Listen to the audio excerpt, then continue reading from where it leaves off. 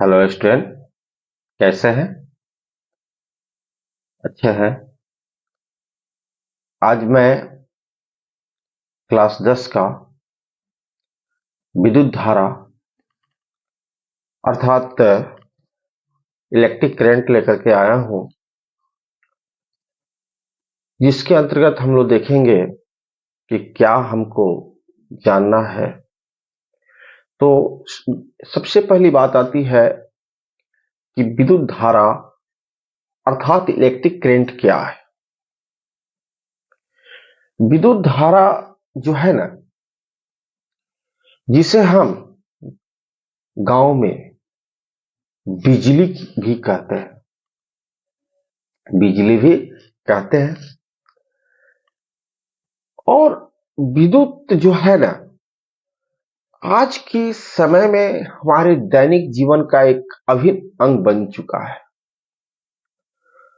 हमको रोशनी के लिए भी विद्युत चाहिए, टेलीविजन चलाने के लिए विद्युत चाहिए, पंखा चलाना हो, फ्रिज चलाना हो, कूलर चलाना हो, एसी चलाना हो, हर चीज के लिए हमको इलेक्ट्रिक करंट की आवश्यकता पड़ती है,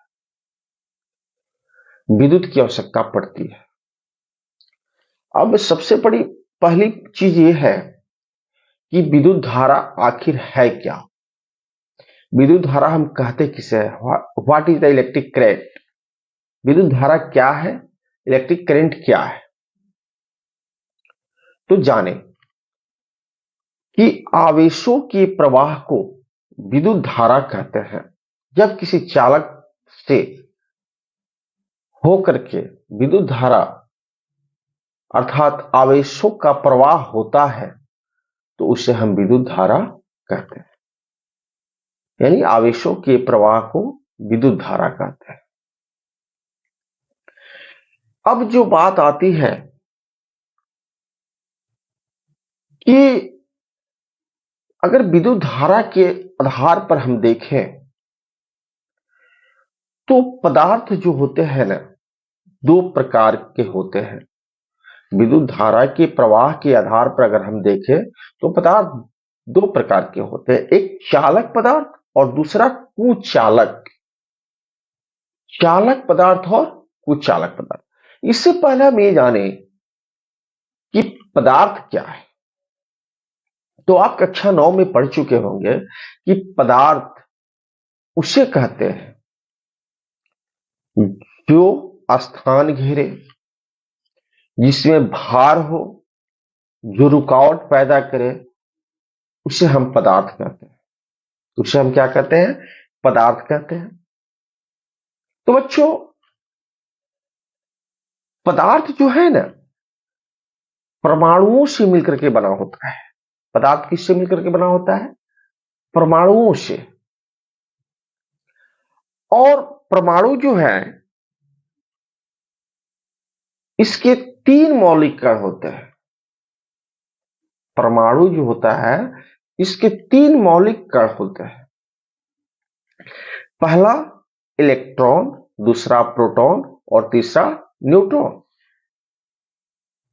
तो इलेक्ट्रॉन जो होता है वो ऋण आवेशित होता है, प्रोटॉन जो होता है वो धन आवेशित होता है, और न्यूट्रॉन जो होता है आवेशहीन होता है। और प्रोटॉन और न्यूट्रॉन जो होते हैं वो परमाणु के नाभिक में रहते हैं, यानी उसके केंद्र में रहते हैं। और इलेक्ट्रॉन जो होता है वो नाभिक के चारों ओर चक्कर काटता है।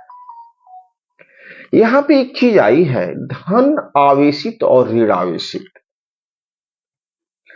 अर्थात आवेश जो होते हैं ना, वो दो प्रकार के होते हैं, एक धन आवेशित और दूसरा जो होता है वो ऋण आवेशित होता है। तो धन आवेशित क्या है, यानी धन आवेश क्या है, और ऋण आवेशित अर्थात ऋण आवेश क्या है। तो वैसे पदार्थ जो इलेक्ट्रॉन का त्याग कर देते हैं, वैसे पदार्थ जो इलेक्ट्रॉन का त्याग कर देते हैं, उन्हें हम धन आवेशित कहते हैं। और वैसे पदार्थ जो इलेक्ट्रॉन को ग्रहण कर लेते हैं उसे हम ऋणावेशित पदार्थ कहते हैं। अब कोई पदार्थ धनावेशित क्यों हो जाता है, कोई पदार्थ ऋणावेशित क्यों हो जाता है? तो चूंकि जितने भी पदार्थ होते हैं, बहुत सारे पदार्थ होते हैं, आप सुने होंगे कि परमाणु उदासीन क्यों होता है। परमाणु उदासीन क्यों होता है, एक प्रश्न आता है। तो इसका जवाब होगा कि जब किसी परमाणु में इलेक्ट्रॉन और प्रोटॉन की संख्या बराबर होती है तो परमाणु विद्युतः उदासीन होता है, क्योंकि उस पर कोई आवेश नहीं रह जाता है, मैंने वो कोई रिएक्ट नहीं कर पाता है। क्योंकि धनावेश और ऋणावेश का संख्या आपस में क्या हो जाती है, बराबर हो जाती है। तो न वो आकर्षण कर पाता है न विकर्षण कर पाता है, बैलेंस्ड होता है। उस पर इलेक्ट्रॉन जो होता है क्या होता है, बैलेंस्ड। इलेक्ट्रॉन यानी प्रोटॉन, दोनों इलेक्ट्रॉन और प्रोटॉन दोनों बैलेंस्ड होते हैं। अब हम बात करें जिससे हम एबोनाइट की कांच की छड़ को रेशम के टुकड़ा से रगड़ते हैं तो कांच की जो है कुछ इलेक्ट्रॉन रेशम के टुकड़ा में चले जाते हैं। कांच के कुछ इलेक्ट्रॉन रेशम के टुकड़ा में चले जाते हैं तो कांच से इलेक्ट्रॉन गया कहां, रेशम के टुकड़ा पर, तो इलेक्ट्रॉन ऋणावेशित होता है। तो चूंकि कांच की छड़ पर प्रोटॉन और इलेक्ट्रॉन दोनों बराबर थे तो उदासीन था। लेकिन जब उस पर से कुछ इलेक्ट्रॉन जाएगा तो उस पर प्रोटॉन की संख्या अधिक होगी और इलेक्ट्रॉन की संख्या कम होगी, यानी धनावेश की संख्या बढ़ेगी। अतः कांच की छड़ धनावेशित हो जाता है और कांच की छड़ से कुछ इलेक्ट्रॉन निकल करके कहां चले गए, रेशम के टुकड़े में। तो रेशम के टुकड़े में जो है इलेक्ट्रॉन की संख्या बढ़ गई, यानी ऋणावेशों की संख्या बढ़ गई, इसलिए रेशम का टुकड़ा क्या हो जाता है, ऋणावेशित हो जाता है। अब हम बात करें एबोनाइट की छड़ को जब हम ऊन से रगड़ते हैं तो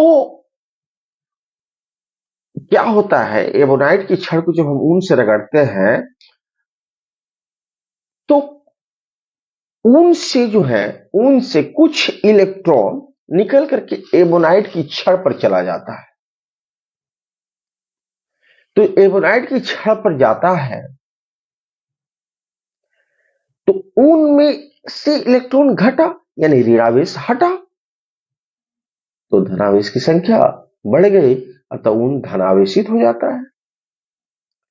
और ऊन से कुछ इलेक्ट्रॉन जो है कहां चला गया, एबोनाइट की छड़ पे। तो एबोनाइट की छड़ पे ऋणावेश की संख्या बढ़ गई, अतः एबोनाइट की छड़ क्या हो जाती है, ऋणावेशित हो जाती है।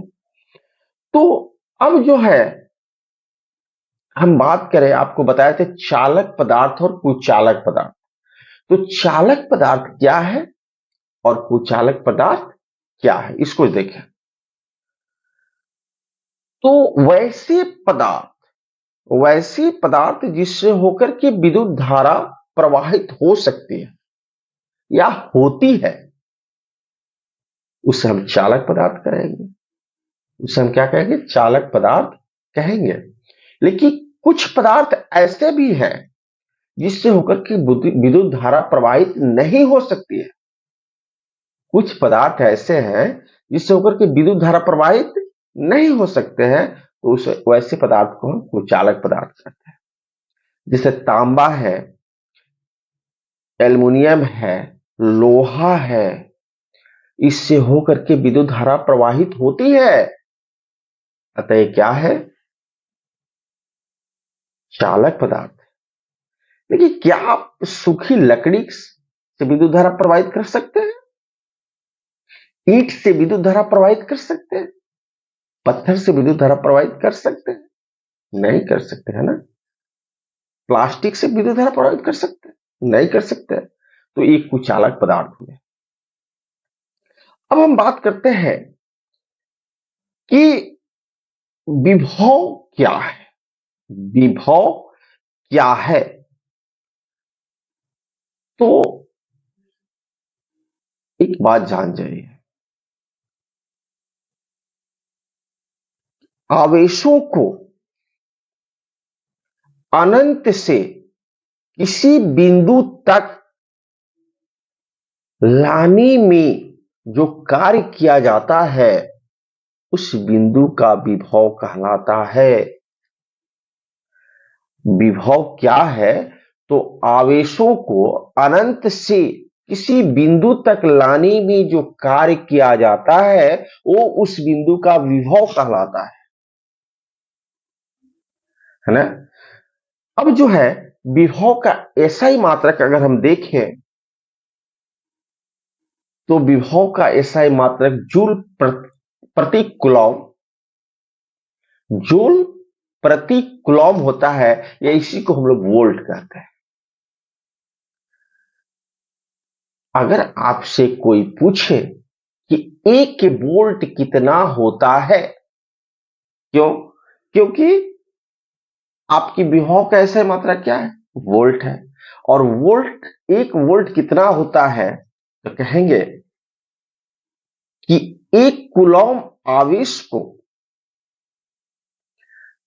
किसी बिंदु तक लाने में अगर एक जूल कार्य करना पड़ता है तो उस विभव को एक वोल्ट कहते हैं। तो उसे हम क्या कहते हैं? एक वोल्ट कहते हैं। अब हम बात करें कि आवेशित वस्तुओं का विभव क्या होता है। आवेशित वस्तुओं का विभव क्या होता है? तो जान जाइए कि जो धनात्मक होते हैं ना, जो धनावेशित होते हैं, उन वस्तुओं का विभव धनात्मक होता है। धनावेशित वस्तुओं का विभव क्या होता है? धनात्मक होता है।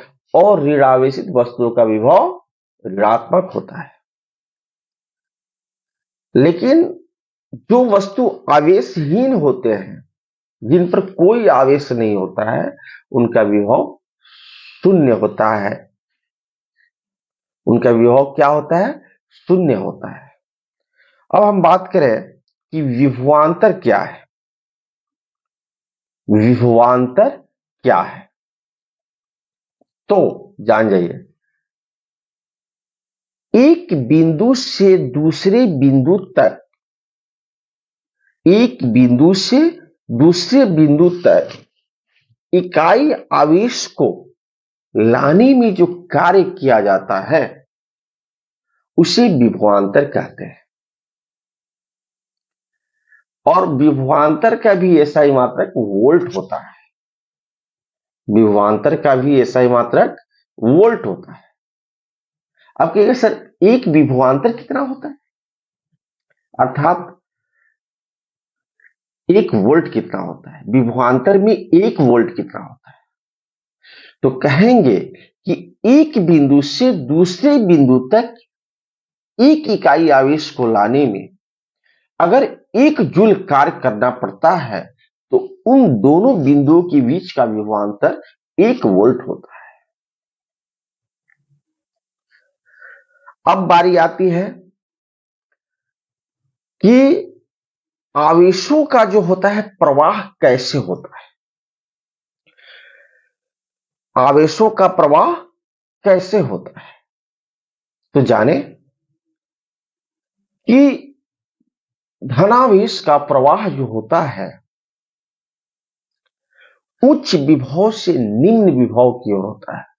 धनावेशों का जो प्रवाह होता है वो उच्च विभव से निम्न विभव की ओर होता है। और ऋणावेशों का प्रवाह जो होता है उनका प्रवाह निम्न विभव से उच्च विभव की ओर होता है। अब बारी आती है सेल या बैटरी की। तो सेल या बैटरी क्या है? तो सेल या बैटरी एक ऐसी युक्ति है जो अपने अंदर हो रहे रासायनिक अभिक्रियाओं द्वारा सेल के दोनों इलेक्ट्रोडों के बीच विभवांतर को बनाए रखती है। उसे हम सेल या बैटरी कहते हैं, या सेलों के समुचित व्यवस्था को बैटरी कहते हैं। सेलों के समुचित व्यवस्था को ही हम क्या कहते हैं? बैटरी कहते हैं। अब बात आती है कि विद्युत परिपथ क्या है। विद्युत परिपथ क्या है तो जान जाइए। वैसा पथ जिससे होकर के विद्युत धारा प्रवाहित होती है, वैसा पथ जिससे होकर विद्युत धारा प्रवाहित होती है, उसे हम विद्युत परिपथ कहते हैं। उसे हम क्या कहते हैं? विद्युत परिपथ कहते हैं। क्या कहते हैं? विद्युत परिपथ कहते हैं। अब जब बात आती है एमीटर और वोल्टमीटर को जाने, एमीटर और वोल्टमीटर को जाने, तो एमीटर क्या है? तो जिस यंत्र के द्वारा विद्युत परिपथ की धारा मापी जाती है, जिस यंत्र के द्वारा विद्युत परिपथ की धारा मापी जाती है, उसे एमीटर कहते हैं। और वोल्टमीटर, तो जिस यंत्र के द्वारा दो बिंदुओं के बीच के विभवांतर को मापा जाता है, उसे हम वोल्टमीटर कहते हैं।